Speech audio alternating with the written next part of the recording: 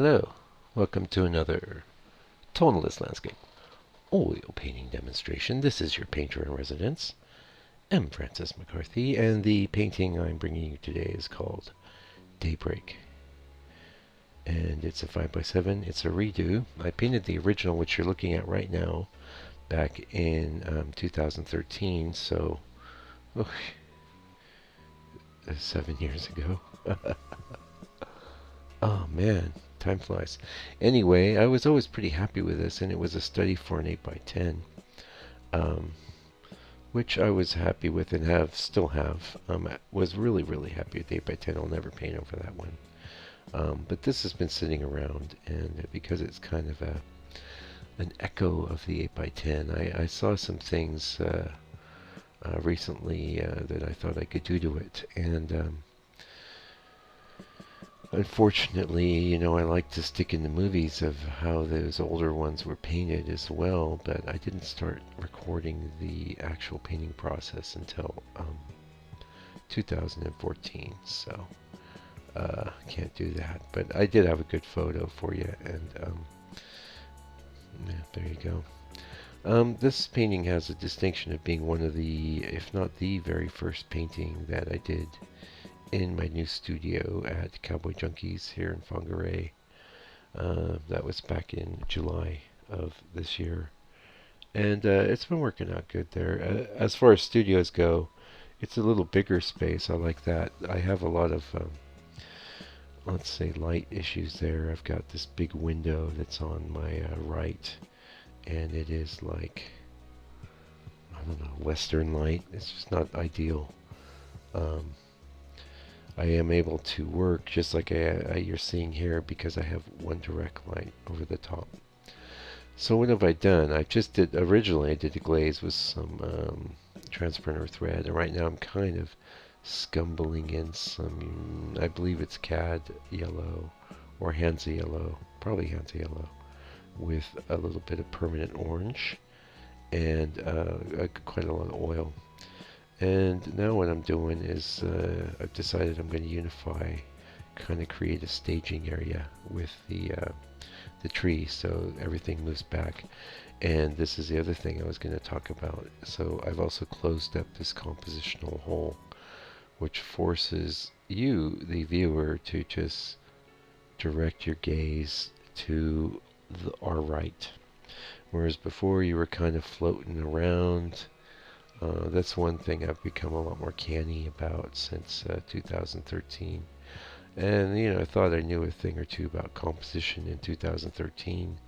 I know a heck of a lot more now. And actually, composition is something I don't really talk about very much. I mean, I have talked about it. I've talked about every single aspect of painting over and over since I started this channel back in 2014. But, hey, you might be new. You might be one of the new people that's just digging on the live thing and hasn't dipped into the archives. So let's talk about composition, because I think composition is one thing that it definitely got strengthened in this painting. So what is composition? Well, composition, just in music, is the structure of the music. It is where the parts are, where the intro is, where the main verses or chorus is, and where the bridge is. You could think of it in terms of a house. Like a house has an entryway and a hallway, and coming off the hallway is a living room or a dining room or a kitchen, or all these various parts of the house layout, the composition of the house itself. So your painting too needs to be composed like a piece of music or a structure. Well, that you already knew.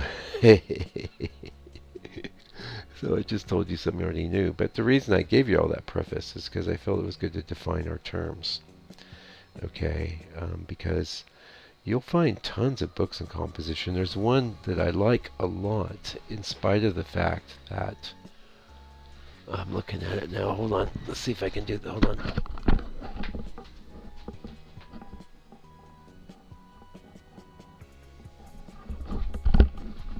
Composition of Outdoor Painting by Edgar Payne.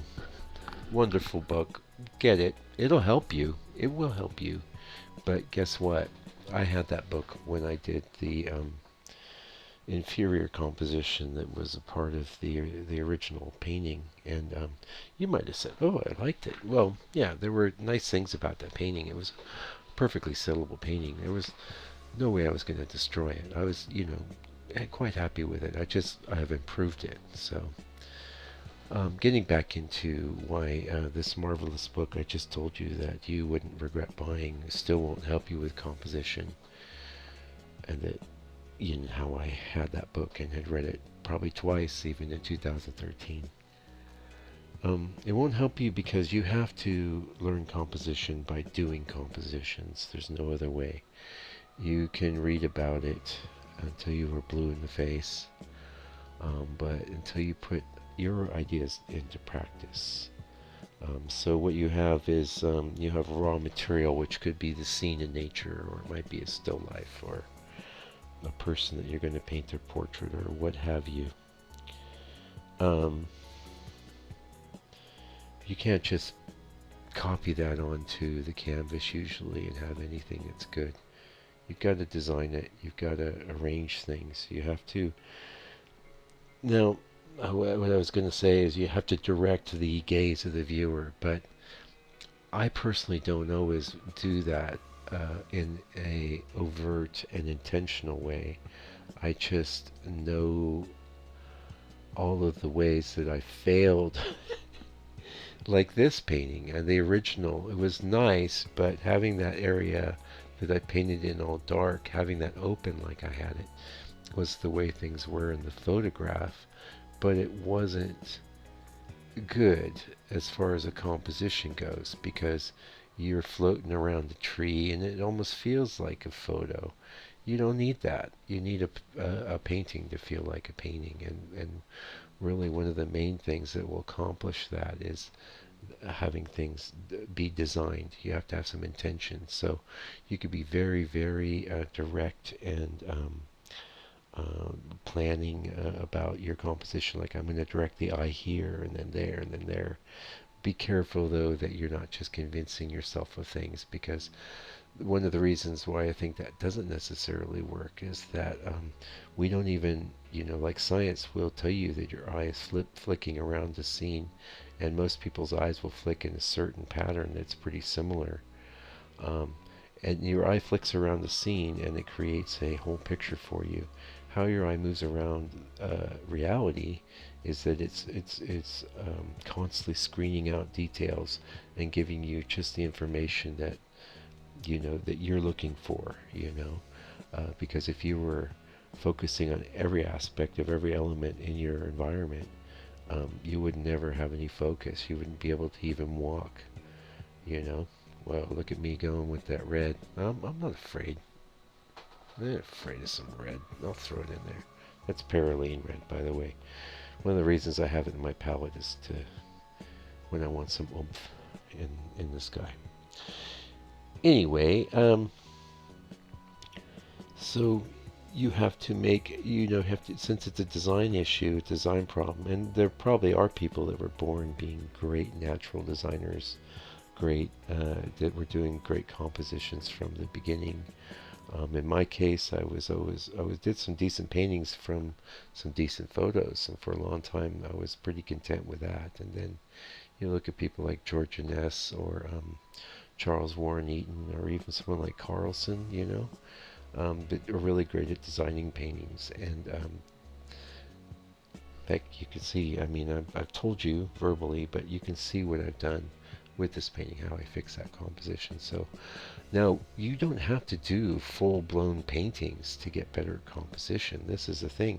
You could do little charcoal sketches and probably improve your composition pretty dramatically without spending the entire time to do a painting. But then you're going to end up with a bunch of little charcoal sketches no one's going to want. So what I reckon you do is just do a bunch of paintings, right? And try a bunch of things. In fact, one of the best ways of really, really, really, really supercharge your composition is to do studies from the masters, because you're getting some of that masterful composing into your brain, into your subconscious. And I've done hundreds and hundreds and hundreds of studies after the masters now.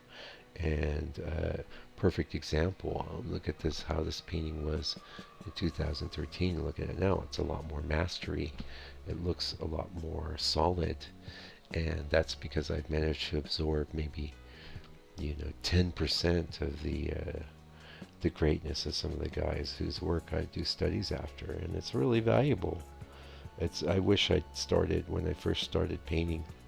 What I would have done as a practice, instead of taking, I was always taking my own photos and making my own paintings, and then I would get once I got into the tonalist thing, I started really working on moving my color into less real world color and more imaginary color. But the thing that I would have added if I could go back is I would have done, for every photo-based painting I did, I would have done a master study as well. And I would have got much better, much faster. So anyway, I can see we're getting close to the end here. Thank you for joining me today. Please like, share, and comment this video. And let me know if you're glad to see one of the old format in the comments. And that lets me know. I maybe can get a few of these in the can, and oh, I know, actually I can maybe get a few in the can and do a schedule thing for YouTube. So if you like it, let me know, and I'll hook you up. Meanwhile, I'll be back real soon with another video. So until then, do me a favor, take good care of yourself, your family, your loved ones. Look after your enemies too. Everybody gotta share the love and stay out of trouble.